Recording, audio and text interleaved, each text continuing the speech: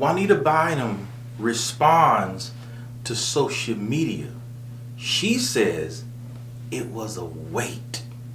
That was 3 years ago. Stay tuned.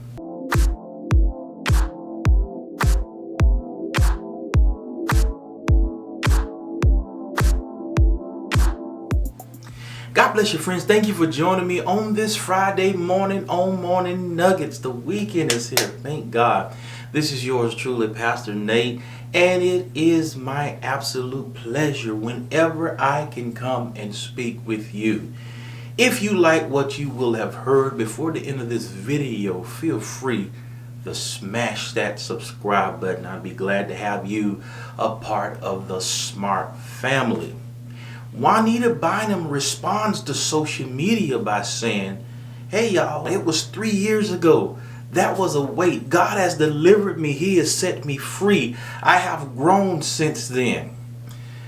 A few days ago, I made a video about Junita Bynum dancing to Mary J. Blige's music. And in another video, she also preached against dancing to secular music. But of course, she was under a lot of scrutiny because she was saying one thing and was doing another. And many of you put comments in the comment sections on that video saying that, hey, women aren't supposed to preach anyway. They're not supposed to be pastors.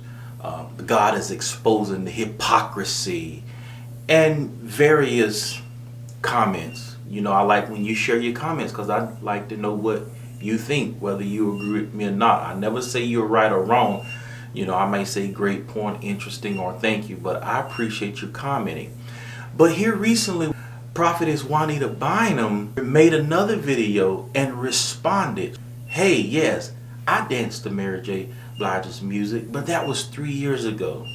She said it was a weight. And you know the scriptures say, lay aside every weight that's so easy to beset you or trip you up. She did acknowledge that. She said it was a weight. I've been in prayer for a year and a half on this floor, I think in the location she's in.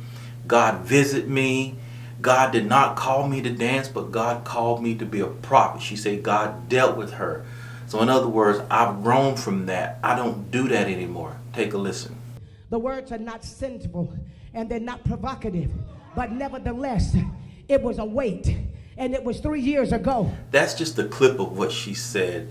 But she also said other things in that video. What do you think about that?